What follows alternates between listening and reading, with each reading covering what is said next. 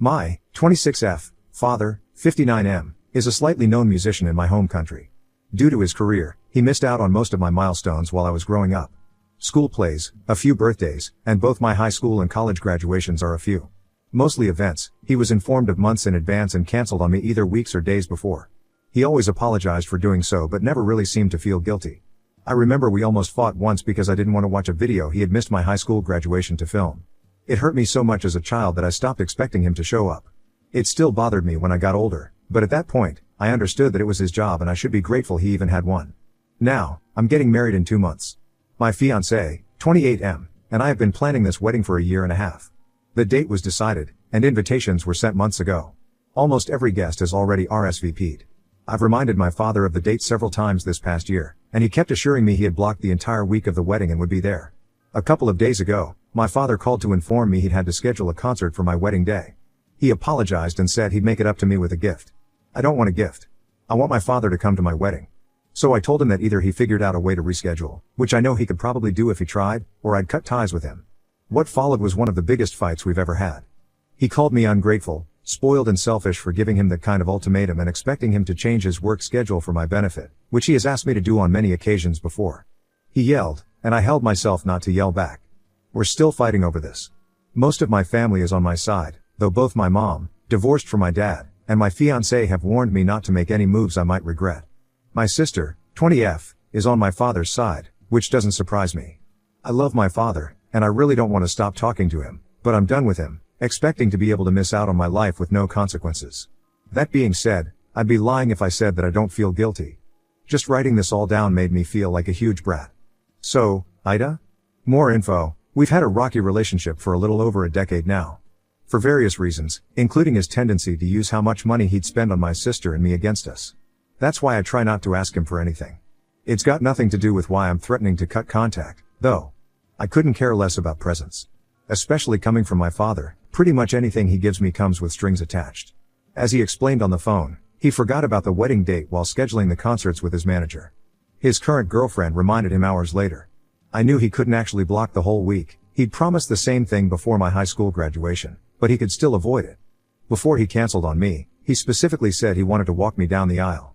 I didn't want him to. I hate the whole giving the bride away thing, but I'd agreed because I thought it would be important for him. Edit. I thought I'd clarify some things. My mom and my fiancé are 100% on my side. They told me to be careful because they know I don't really want to go no contact. Also, my mom has barely spoken to my father in almost 20 years, and my fiancé is with me because we love each other, not because of who my father is. My father is not a struggling artist. He's been in this line of work since before I was born. I wouldn't consider him rich, but he lives more than just comfortably. If I thought he couldn't afford to reschedule a concert, I wouldn't blame him for not being able to come to the wedding. This specific concert is in a smaller city. For these, he can usually reschedule until ticket sales are announced, which they haven't been yet. There is some bureaucracy involved, which is why I've never asked him to do so before, but it is doable. I do have other people who can walk me down the aisle. My stepdad, which would make my dad furious so that I might do it purely out of pettiness, and at least 2 of my best friends would be more than willing to. Also, I've tried acting indifferent before. It doesn't work. He interprets it as forgiveness. It's the reason why he still does this. Also, he isn't paying for any part of the wedding. He offered to, but I declined. I don't live with him anymore, and both my fiancé and I have good jobs. When I was younger, I told myself that once I didn't need his money anymore, I'd never ask for it again. And yes, he paid child support and provided for both me and my sister. Finally, about my sister, isn't the golden child. He missed many of her milestones as well. However, she keeps taking his side for 3 reasons. 1. She still lives with him. 2. She has been belittling me since she was in elementary school. And 3. This is probably my fault. I've been sheltering her from these things her entire life. The only reason why our father went to her high school graduation was because I berated him. As a teen, I took over her fights with him and played mediator whenever I had to. Basically, she never had many problems with him because of me. She doesn't know half of what I've done for her, and I don't really want her to. Update. Hey guys. A lot has happened, but I'll try to keep this short. I'll start off by saying that your comments on my first post were very eye-opening. Though some of the assumptions you made were wrong, I could see where they all came from, and most of what you said was so spot on it was painful to read. Someone said that my father doesn't see me as a person, but as an extension of himself. That one hurt the most, because it's the best definition of my relationship with my father I've ever seen. My father wasn't neglectful in the traditional sense. My parents divorced when I was 7 years old, and my mom had primary custody of me and my sister, but we still went to his place several times a week. My mother is a teacher and couldn't raise us on her salary alone, so he was our main financial supporter even after the divorce. Because of all of this, he seems to believe he is the best father ever. Whenever we fought, he always insisted I was wrong and ungrateful. Those same arguments were used whenever I demonstrated I was upset over him missing out on my milestones. In his head, for instance, I couldn't get angry if he missed my high school graduation or if he didn't pay attention to any of the projects I developed in college because he was the one paying for my education. I decided to stop complaining about this when I was younger, having realized I wouldn't be able to get him to see my side. This wedding incident felt like a turning point, though. Especially since he wasn't paying for anything this time. It made me accept that he doesn't care how much he contributed anymore but still believes I don't have the right to be upset. I now realize there's no winning this. If he doesn't come, I'll be devastated. If he does, I'll always remember I had to force my father to come to my wedding. At this point, I'm not even sure which is worse. So, a few days ago, I had a discussion with my father over the phone, in which I expressed all of the above and more. And as expected, he called me dramatic, accused me of alienating myself, and berated me for talking to him the way I did. I hung up on him. This is how our fights have gone since I was a teenager, and it never solves anything. We haven't spoken since. I sent him a long text, basically saying I didn't want to hear from him until he was ready to both give me a sincere apology and own up to the fact that the status of our relationship was his fault. This is all wishful thinking. I really don't think either is going to happen. I love my father, and I know he loves me to bits. But I can't do this anymore. He's been around my entire life and still barely knows me for who I am. It's his turn to make that effort. Right now, I'm trying to muster up excitement for my wedding. I lost most of it these past weeks. My fiancé, my mom and my friends are all trying to cheer me up, and it's starting to work. I'm definitely feeling a lot better than last week. I'm really grateful to have them in my life. So that's it for now. Thank you all for your support on my previous post. Final update. Hey guys. This will probably be my last update. First of all, I'm happy to announce that I finally got married to the love of my life almost 2 weeks ago. For the last 6 years, this man has been my rock, my best friend and my biggest supporter, and I can't wait to spend the rest of my life with him. I give him, my mom and my friends, especially my awesome Mo, full credit for helping me regain my excitement for my wedding. And it was amazing. Everyone had fun, the food was great, and no one got too drunk, a constant concern of mine. Some of my friends have that tendency. I went home knowing I'd spent my wedding day surrounded by people who loved me. But my father wasn't there. After thinking very carefully about the matter and talking about it with my paternal family, all of whom were taking my side, I realized I wasn't ready to go NC. Especially since I will have to see him at least once a year for the holidays. But I legitimately don't want to invest in our relationship anymore. So, for now, I'm going extremely LC. I will act civil, though probably cold, whenever I'm around him, but that's it. I'm not answering his calls or texts, he's no longer welcome at my place, and I'm no longer inviting him to anything, including my birthdays, work events and my future children's milestones. I'm leaving the door open in case he ever wants to try to make an effort to be better, therapy, apologies, and actually caring about my accomplishments, but I'm more than ready to close it. I ended up talking to him one more time, again through the phone, a couple of weeks after my last update. I told him all of the above. And when he yelled at me, I asked him to name a single project I'd worked on in college. I had told him about 4 and explained one of them in detail several times, none of which he'd remember the next day. He couldn't. I asked him to describe one of them at least loosely. He couldn't either. I kept asking him about multiple details about my life that I clearly remembered telling him about, always at least twice. Nada. He claimed I'd never told him about any of this stuff. I said that not only had I informed him of these things frequently, but we'd also had that exact conversation dozens of times before. And the outcome is always the same. He's a great father, and I'm ungrateful and dramatic. I told him I'll always love him and be grateful for the things he did for me, but I'm done. He only cares about me as his daughter and not a grown woman who exists outside of his life. He never actually cared about anything that wasn't about him. I'm done with him, thinking I'm not worth the same respect that I have bent over backward to give him my whole life. We haven't spoken since. My cousin told me her mom, his older sister, berated him on the phone a few days later. My mom has offered to do the same, but I declined. He's been trying to talk to my sister about it, but I told her to stay out of it. Things have been getting a bit better between me and her. I considered having my stepfather walk me down the aisle, but he remembered me saying I never wanted my dad to give me away in the first place, so he encouraged me to do things my way. I ended up walking alone to a string version of Metallica's Nothing Else Matters. About halfway through, my 3-year-old goddaughter came up to me and grabbed my hand, and we walked the rest of the way together. It was perfect. My father texted me during the wedding, probably to ask for pictures. I didn't reply. For now, I feel numb. There is very little about the situation that didn't break my heart, and I'm not exactly happy about the outcome. Most of the time, I'm too sad to think about the silver linings but too exhausted actually to feel sad. That being said, I'm also ecstatic. I never thought I'd be as happy about my wedding as I am. We also just got back from our honeymoon, so it's been easier to focus on the good times. Finally, some people have PM'd me asking who my father is or even speculating about it. Please don't. This is still my family. In spite of everything, he is still my father, and I love him. I came here for advice, not revenge or sabotage. I wouldn't have created a throwaway if I didn't want to be kept anonymous. That's all, folks. Thank you for all your kind words and advice. Now on to the next story. Story 2. Wife ruined our 5-year marriage by cheating on me with some random dude during the camping trip I planned. I, 38 male, decided to take my wife of 5 years camping for her 30th birthday. She was an outdoorsy extrovert and I was and am an introvert with a healthy combination of lazy and active tendencies. A month prior to our camping trip, my wife had started harping on me to get more active and thoughtful in our relationship. I was a little surprised when she said it because it sounded like she was getting bored of me. She did message a lot of people on a regular basis, and even made friends in public. I didn't understand how or why she did it. I wanted to live off the grid in a cabin in the woods, but I knew that wasn't her dream. She worked part-time on her laptop as a writer, usually going to a park or somewhere outdoors to work. Meanwhile, I was the breadwinner, raking in piles of cash with my hard labor and industrial installation career. At first she would always offer me a back rub when I got home. Sometimes even a full body massage. It was amazing. I felt like she really cared about me and how hard I worked.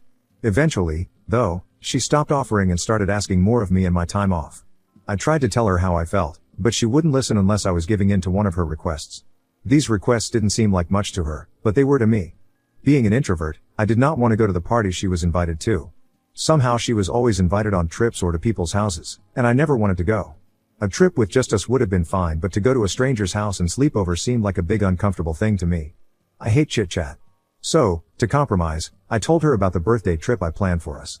Just me and her spending 4 days on Assateague Island, camping in our fold-down RV. She was ecstatic. She loved horses and camping, but never imagined traveling there and making it happen. In the weeks leading up to this trip, she started giving me massages again. At the time I had no idea what my wife was capable of, and just how much she'd convinced herself there were other men out there for her to find. On the island, our campsite was no more than 70 yards away from another RV. It was bigger and fancier. Way more than I wanted or needed. Of course my wife was impressed. When the ponies came over to us, they didn't linger for long. They headed for the neighboring RV because they already had a campfire going. My wife used this as an excuse to go introduce herself. She asked me to go with her, but I didn't want to. I told her I didn't mind if she went over to chat, and told her I loved her. She was gone for an hour before I decided to go over there. As I approached, I noticed it was a single, attractive man that my wife was chatting away with. In my mind, I was wondering why he needed such an obnoxious RV if it was only him. She was laughing and blushing and it was clear to me she really liked this guy. Not only that, but she looked at me like she was disappointed when I finally decided to show up. She hesitated to introduce me as her husband, and that was the greatest slap in the face. I told her I wanted her to come back to the RV with me, and she asked why. I was so embarrassed she was challenging me. I just told her I had a surprise for her, because I knew it was the only way she'd come with me. Even then, she told App she'd be right back. When we got back to our site, the horses followed me. My wife was thrilled by that. The horses surrounded me as I firmly reminded her I was doing this all for her. She was my world and I wanted to show her I could be her husband without being an extrovert. I reminded her how well we loved each other over the past 5 years, and how I could continue being the man for her. Then I asked her why she even wanted to talk to this guy, or have so many friends, or go to parties. I asked what valuable fulfillment it gave her, in her heart, and why it made her feel good to smear on makeup, put on a dress, and go converse with people even if I wasn't there. She was surprised and a little offended, but when she tried to explain the pleasure she got from being an extrovert, she only sounded egotistical and shallow. She realized how she sounded and got frustrated with me, concluding that she was just going to make friends and talk to whoever she wanted, whether I approved or not. She tried to make it sound like I was controlling her, but I wasn't. I always let her do whatever it was she wanted even if it didn't make sense to me. Throughout our marriage, she never cheated on me or gave me any reason to believe I couldn't trust her. Although, I never did check her phone. I wasn't confrontational and never felt like I needed to see who she was talking to. I really didn't know just how heartless she could be. She put in her earbuds and sat with the horses on our site. I was relieved she didn't go back to App out of spite, so I started our own campfire, hoping it would make her happy. Eventually we went to bed in silence. My wife curled up alone on the far side of the bed. I was glad to get some sleep and a fresh start in the morning. I had no idea I was about to wake up much earlier than expected. It was still dark out when I turned over to spoon my wife, and she was gone. Instantly, I was thrown into a nightmare. I instantly pictured her with App, in his RV, but I spared a few seconds to check our bathroom. She wasn't there. I put on my robe and slippers, raced over to the RV, and listened. As soon as I heard the slightest noise from inside, I banged on the door. I heard my wife gasp, followed by some shuffling. As soon as App opened the door, I pushed my way in while yelling for her. She was breathless and frantic, adjusting her pajamas and walking out from the small bedroom. When I could see her face, she looked terrified. Just then, App shoved me really hard, straight out the door of his RV. I landed on my back, and it hurt bad, but I still got to my feet. This was when my wife absolutely broke down. She started crying harder than I ever saw in my life, and she was screaming at App for hurting me. I started walking back to our site, and she flocked to my side, trying to make herself useful by holding up my arm. I yanked away and told her I was a man, and I didn't need her to survive. She could barely speak, but she was saying sorry and stuttering to explain why she was in App's RV. She couldn't form a sentence, and she'd buy herself time by sobbing. She knew she was guilty, she just didn't want to say it. She wanted to lie and cover it up. I cut to the chase and told her I knew she slept with him. I knew she was willing to sleep with him and sneak off from me to defile our marriage. I told her we were over and I would be filing for divorce.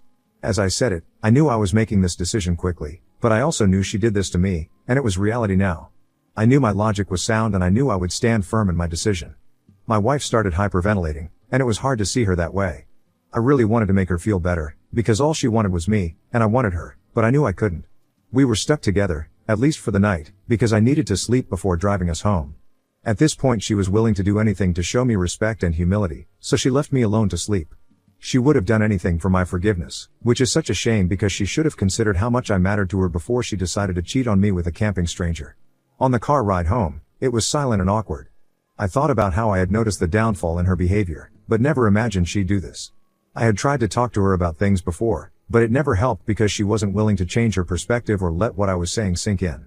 When we got home, she refused to pack her stuff. She did not want to tell her father what happened. She didn't want anyone to know or get involved in our business. I had no choice but to call her dad. Her dad helped her pack her stuff, and it was like she was a child. It was disturbing. I trusted her father enough to leave them to it while I went for a drive. Out of all the people she talked to on her cell phone, I didn't know any of them personally. I didn't know which of her friends would actually come help her get her stuff, but in the end, the answer was no one. None of her friends were really friends. They were all superficial and absorbed in their own lives, except for one thing. They all thrived on the drama when they got wind of my wife's infidelity and divorce, in which she lost everything. That's when some of them messaged her to get the scoop and tell her she was right and totally justified in her actions, and some of them scolded her and called her what she really was. Some of them stopped talking to her completely, which included one of her closest friends. She was so heartbroken that she stopped writing and earning an income. I can only hope she learned her lesson. I hope she realizes that she was obsessed with the wrong things and convinced herself over time that she didn't need me, or deserve someone else. Well, she got her opportunity, except now she can't find someone else. As much as it hurt to let her go, accept what happened, and start over, I know I grew from this experience.